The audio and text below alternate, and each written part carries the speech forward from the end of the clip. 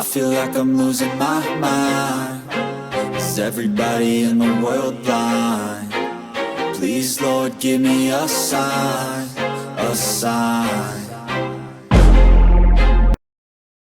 Everybody, and welcome to the channel. So today we're either gonna have a short or a full dyno video. So this is pretty cool. So we're passing through a lot of times these small towns will have a town yard sale where you have like blocks and blocks of people having yard sales. So walking through there and picked up this gem. It's a Kenwood KAC-428s. $3. So yeah, and so it had that like out of somebody's garage funk. And as you can see, it's been well maintained and taken care of. It's beautiful, you know. It's got high level inputs. It's a 2-channel amp. So here's all the specs on this thing. Okay, so 2-channel amplifier was $100, $19.99. I'm assuming it's a class AB amp. So power output at 14.4 volts, 35 times 2 at 0.08 total harmonic distortion. So that's pretty cool. So bridged power 2 ohms 50, bridged 100, maximum if struck by lightning 200 watts.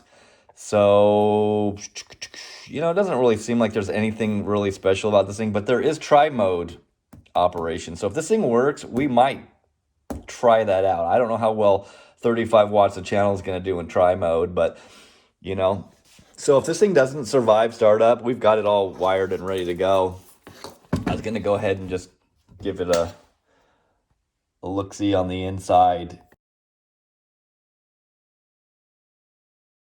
There's not really a whole lot going on in this thing, but it's not that horrible looking. And the amp does actually have a low pass filter on it here, so you can go low pass or full pass, and then you can switch it to mono, and then it's got the so it's not adjustable, and I didn't see where it said what the low pass crossover was. So anyway, it's got a gain on it, typical stuff, but it does have high level inputs on it. So I thought this thing was a bit older than it is, but we're gonna hook this thing up. All right, so we got it all wired up, and we're gonna hit the switch here.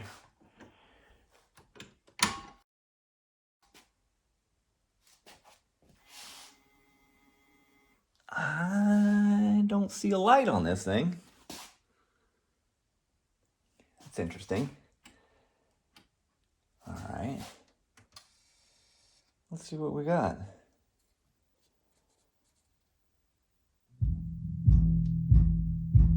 Well, we got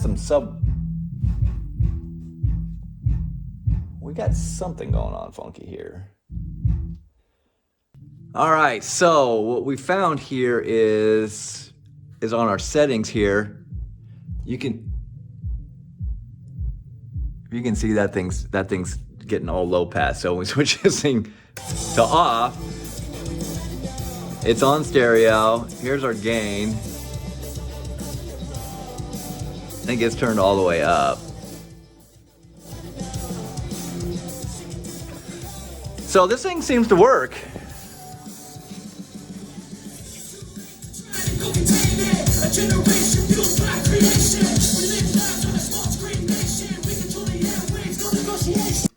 So you know what that means, right? It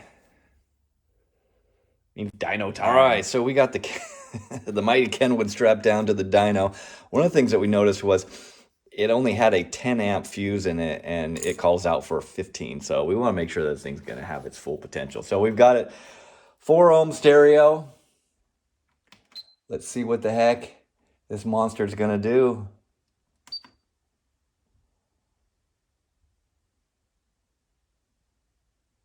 $40 watts at 10 and almost 11 amps.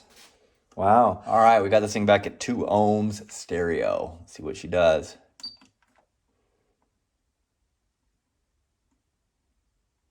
$60 watts, 17 amps. All right, we got Mr. Kenwood on the dyno here, and we got 4 ohm stereo. This thing's rated 100 watts. Let's see what she does.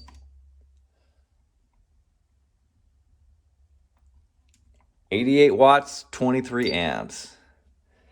Not bad, not bad. So, I don't know. What do you guys think? Should we try this thing in try mode with a subwoofer and basically some running some full range high pass and a subwoofer? I can't imagine this doing very much with 88 watts, but you know what? For the sake of science, let's give it a shot. All right, we've connected the remote power back on. This thing's turned on, and I can hear some noise coming out of the speaker. We've got our crappy sub hooked up here. If you guys haven't seen the video where we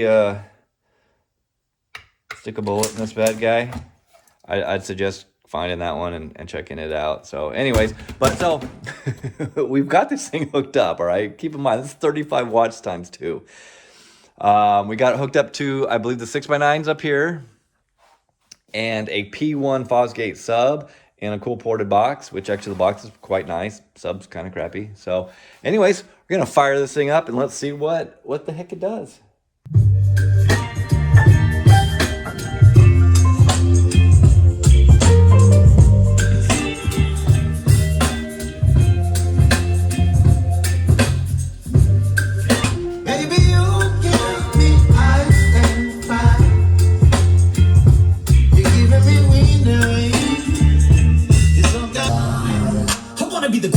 Everybody on the fake shit. I look around and feel like everybody is the fakest. I make this every day and I'm impatient, hoping one day I blow up from the basement. Statement, the top is so vacant.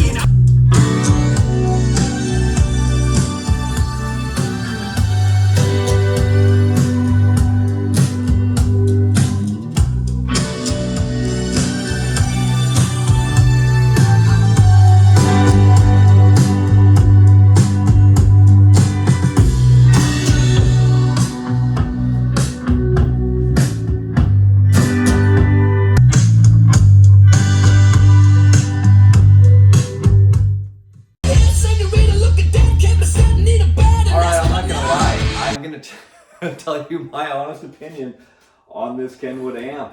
I'm gonna shut it off first. I'm fairly impressed. Okay, it wasn't didn't sound horrible by any means. It actually ran these 6x9s and this crappy subwoofer here quite well. It's in tri mode, and the interesting thing is, I'll show you up close here. Okay, so here's our speaker outputs, okay? When I ran it bridged, it was left minus, left plus, right minus, okay? And in the manual, when you run it in tri mode, it tells you to run it, the subwoofer in the bridge, and in the left plus and the right plus. So it's kind of interesting that it would be different. I would think that would be bridged. So there's some crazy science going on inside there. But I'm going to tell you something. This little guy, you know what? I'm pretty impressed. You know, if you had like a little pickup truck or something, you know, if you had like a little pickup truck, you know, with some front speakers and just, you know, a little truck box 10-inch subwoofer behind the seat back in the day, I'm telling you what, this little $100 amp would deliver, you know. And you know, we've had crappier stuff on here, and I don't think this is crappy. I think it's just a small amp. I think it's probably a pretty well-made amp. So anyways, I'm gonna give the Kenwood, what is this thing, the KAC-428s. I think they're Porsche made a 428s. I don't remember. But anyways, I'm going to give it 2 thumbs up because 1, it was $3. 2, it worked.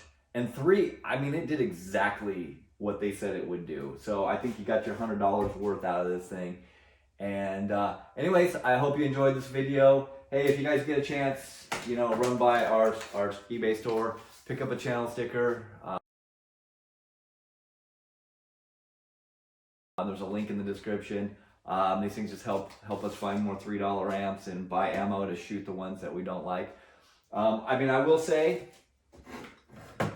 you put these two together, they're damn near the same size and same everything. This one's rated at 2 by 50 watts. and this one's absolute garbage. We ran it with that thing, and if you guys haven't seen that video, you guys need to see that video, because we just decided we couldn't kill it, so we shot it. And then it didn't even kill it. It missed the board. Anyways, watch the video. You guys get a big laugh out of it. So, but that amp still worked, by the way. So, anyways, thanks for watching. Don't forget to like and subscribe. We'll catch you next time.